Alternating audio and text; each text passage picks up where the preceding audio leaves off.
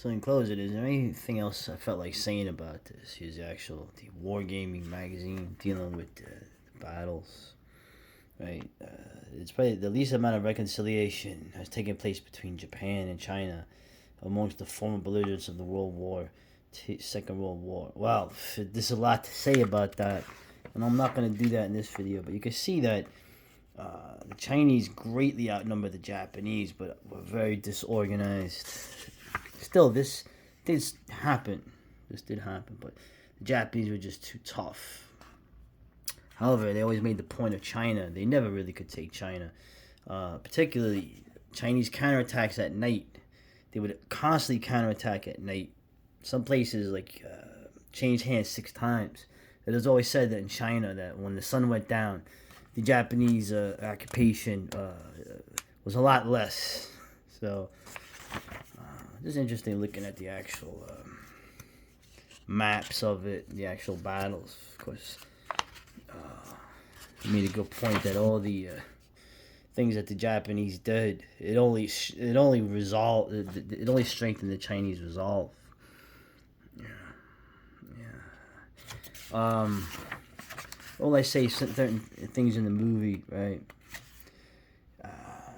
The scene in the beginning, very beginning, when you see the soldiers coming from the provinces, the rural provinces, the great rural majority of China, these poor guys coming out to try to help go into the city. These poor guys, man, just get friggin' mauled.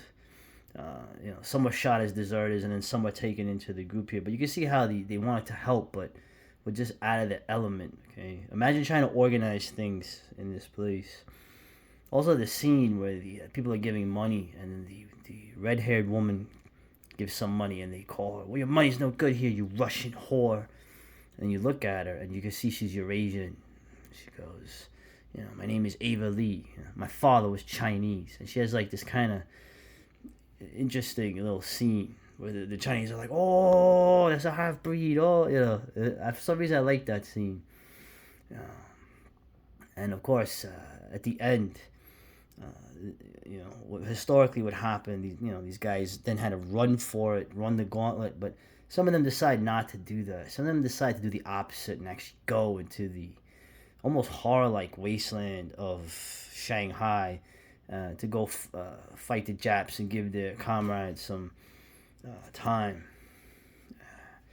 Essentially, when you see people fighting like this, it's funny how when you see other examples of this in wars for people who've lost, I'll even bring up the Japanese as an example.